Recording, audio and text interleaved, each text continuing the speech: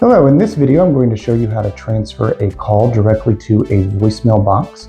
And you can do that simply by, if you are on the phone, I'm going to place a test call and it's now ringing, it's connected, and I want to transfer that, so I'm going to hit the transfer button.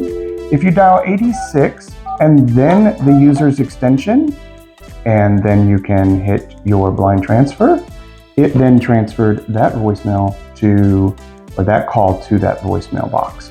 So that is how you do a direct transfer to someone's voicemail box. It is by putting the 86 and in front of the user's mailbox of, for example, 4023, which is my voicemail box. So it's very simple. It's 86, the number in front of somebody's voicemail. If you have any questions, feel free to send us an email using helpdesk@indiantelephonenetwork.com, or you can dial 0 on your phone and we will be happy to help you with any issues that you have on your phone. Thank you.